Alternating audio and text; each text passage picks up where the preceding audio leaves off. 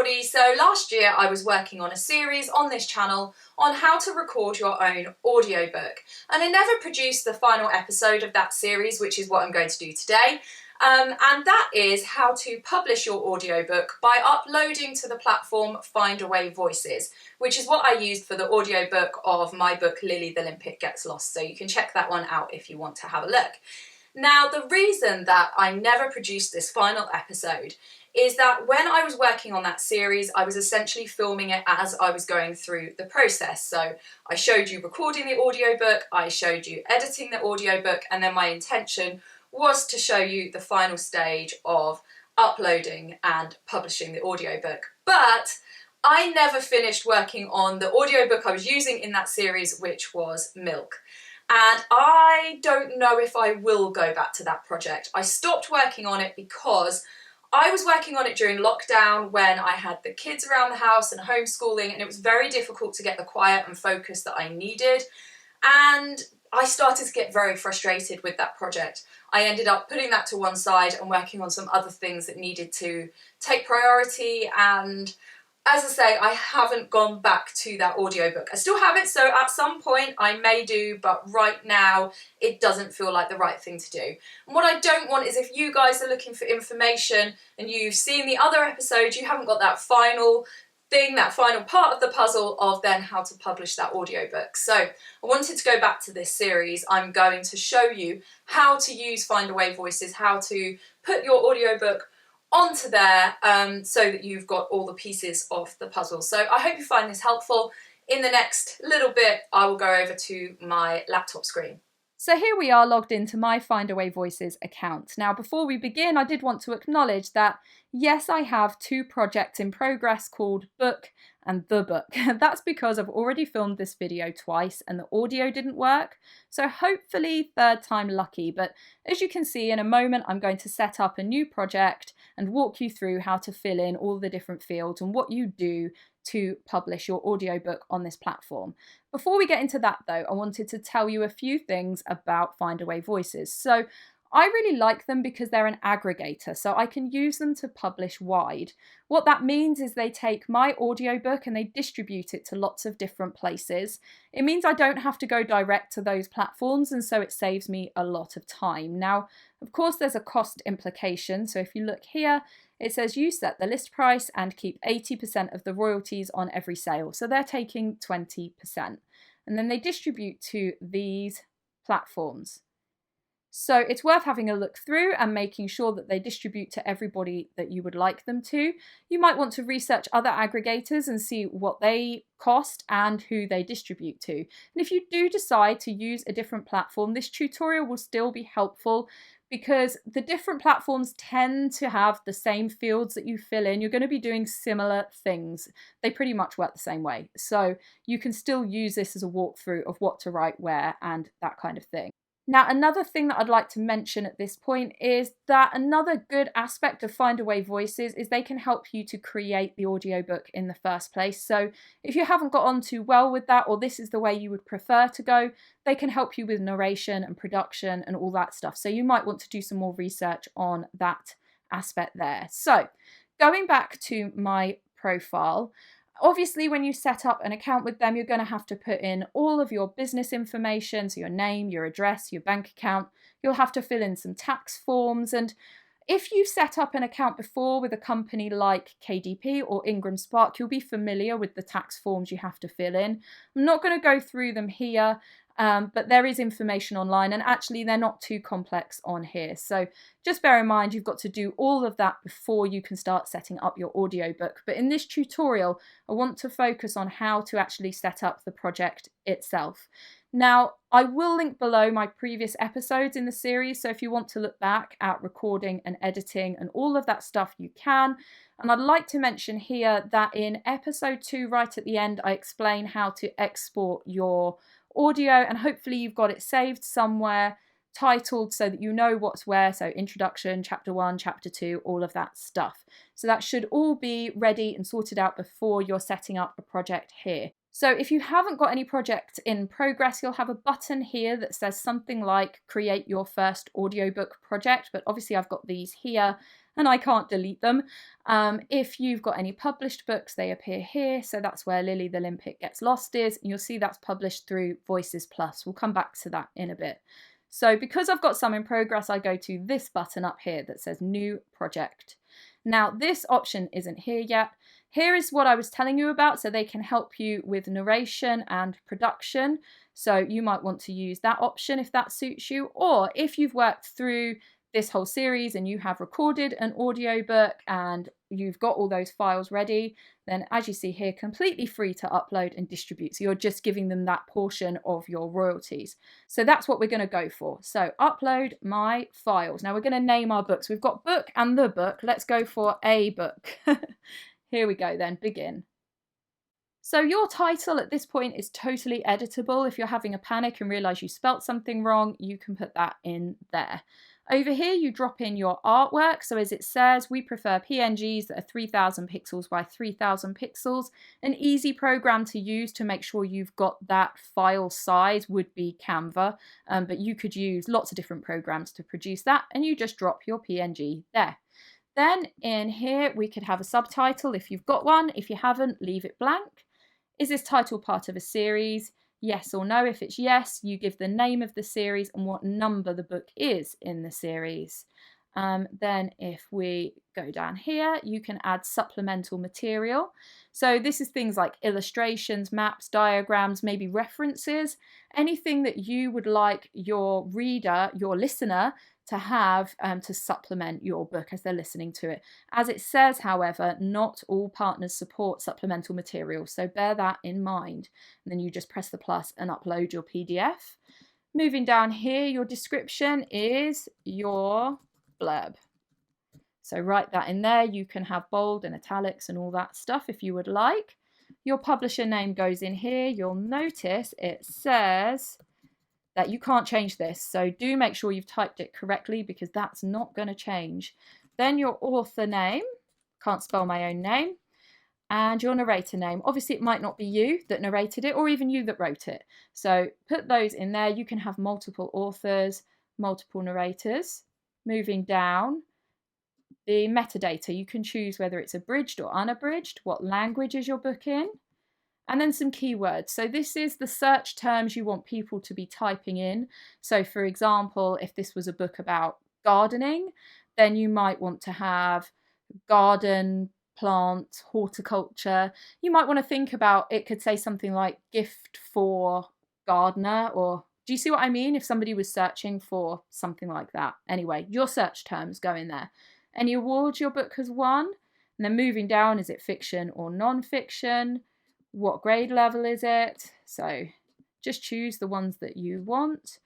And then you get to this point, primary BSAC. So you've got to put a code in here that puts your book in a particular category. Now you can download a list of BSAC codes here, and that will just download that file for you.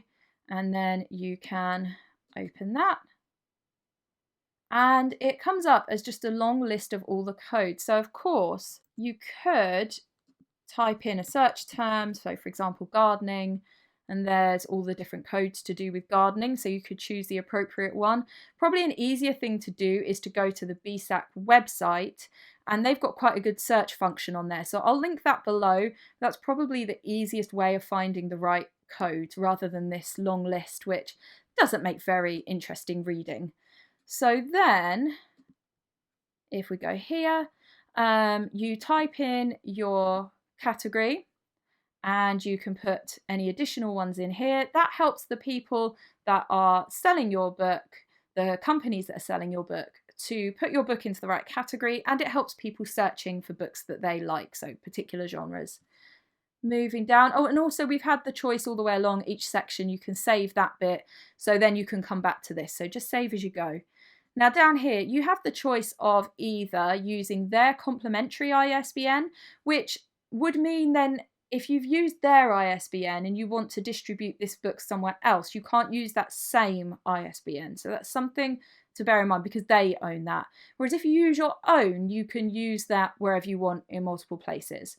So something to think about. Theirs is free, but if you use your own, you'll have had to pay for it. You might have your own, you might be happy to buy them. So whichever you would prefer. Something to point out is that the ISBN for retail and the ISBN for library can be the same. Now, if I say use my own ISBN, if I say set as my own, those fields open up so I can fill them in. I can change that back again. It's not gone forever if you change your mind. And then here you can add the ISBNs of other editions of the book, so the ebook and print. Moving down, has this audiobook ever been available for purchase on any platform before? Now, if I say yes, then in here I put when it was released for the very first time.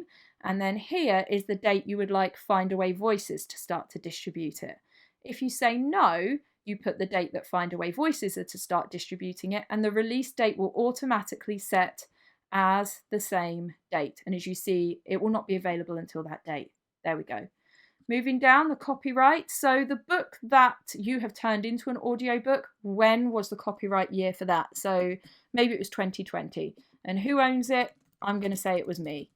Moving down, the copyright year for the audio. So I'm going to say 2022. Who owns it? It's me. It might not be you. Moving down, I mean, obviously make sure you have the permission of the copyright holder. You know that. So the pricing, now I would leave this blank at this point. So I would hit save changes and I would leave this, because once you've uploaded your files, it will give you a suggested pricing and that will help you to set the right price.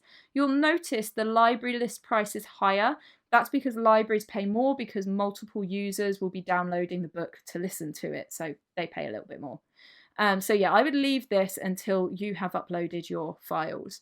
You can add launch pricing, so it might be that your book is cheaper to start off with, and choose a date for that price to end if you would like to. Save changes and then move on to the next part, which is distribution. Now you can either choose standard distribution, which means you are not exclusive to Findaway Voices. You can upload your book elsewhere. So for example, if there was a platform you wanted that they don't use, you can use that standard distribution there. Or you can enroll in Voices Plus. So you can have a look here for the program details. As you see, you get a few extra bits, so piracy protection, giveaway codes, and so on. It is free. You still keep 80% of your royalties, but you do have to enroll in it. So decide which suits you, read a little bit more about the program. I am enrolled in this, but you don't have to, whatever suits you. And then you can choose whether you want to distribute to everybody, or if you would prefer to only distribute to a few of them. For example, it might be that I have already distributed to Apple directly and I don't want Findaway Voices to distribute to them, so then I don't include them in my selection, as an example. But you can choose either all of these or some of them, and then you're going to confirm that. As it says, be sure that you've selected the options you want. Any changes can take up to 30 days. And then you can go to the next section, which is uploading your audio. Okay, so the first thing we need to put in is the opening credits or introduction. So this has the title, author, and narrator names as a minimum. State them exactly as they appear in your metadata and on your cover art. Keep them under 1 minute. So if you haven't recorded this already, you'll need to. If it's over a minute, you'll need to re-record it. But drop that file in there, as it says, an MP3 or a FLAC file. Moving down, you can put your front matter in here. So this might be something like a title page, dedication, preface, author notes, introduction, that kind of stuff. The audio gets dropped in there. Then here's the main body, so your chapters of your book. As it says, each file must be shorter than 120 minutes, so make sure that that is the case. They do have some guidance on Findaway Voices on the attributes they want audio-wise, by the way. So do make sure, I mean, you should have done that before you started recording and editing, really, so you know what settings you're using, but you can always go back and check that. Your back matter, anything following the main text, so appendix, endnotes, bibliography, if you want to add that, put that there. You obviously leave it blank if you don't have that. And then the ending credits. So at the very least, it needs to say the end, but you probably would then say, you have been listening to a book by Emma Rosen, and you might want to put something in like, with special thanks to whoever for whatever. Again, it needs to be under a minute though. Often the end credits are longer than the beginning credits, but it's however you want it really. And then here goes your retail samples. So as it says, between 1 and 5 minutes long. Showcase the narration, so don't start with music, don't include opening credits, avoid explicit language, sexual content or credits. Even if your book has explicit language or sexual content, avoid it in the retail sample. Customers will then use this to preview the audiobook before purchasing. So some people just don't get on with certain narrators, so they'll want to have a listen to see if they're going to like your book. Choose an engaging and dynamic part of the book without spoilers to help them know whether they would like to listen to your book. And note that some retailers make up their own samples, so they will just choose a random part of your book and there is nothing you can do about that. But prepare yourself a little retail sample and drop that in there. Then you can move on to the next bit, which is the overview, so you can double check everything that you've written in. Oh, there's delete project. Oh, well, too late now to know how to delete it. And then giveaway codes. I'll obviously delete these projects later. So in here, now I know how to do it. In here, if you have set Voices Plus, you can set some giveaway codes so you can give away some copies of the book. There's some fine print to that if that's something you decide to do. But as you can see, 30 giveaway codes. Perhaps those could be used for reviewers or competition winners. But you have the option to do that there. Okay, so that's everything that you need to do to set up your file. At this point, you'll go back and sort out your pricing, and then you will hit publish. At that point, then your book will become available when the date that you set for publication rolls round. And then you'll be able to look in here and see how many copies you've sold, what your royalties are, make sure you keep your personal details up to date. And hopefully you're going to sell lots and lots of copies of your book. You'll start to see it pop up in various different places, all the platforms that you selected, and it will be very exciting. So I wish you lots of luck with this project. I hope that it goes well. Do let me know in the comments the books that you have published. I would love to know. And if you've got any tips that you would like to add to what I've said in this video, also put those in the comments. Don't forget to hit like if you found this video useful. Also, don't forget that in the description are the other videos in this series and some links. And if you haven't already, don't forget to subscribe for more videos like this one. Take care.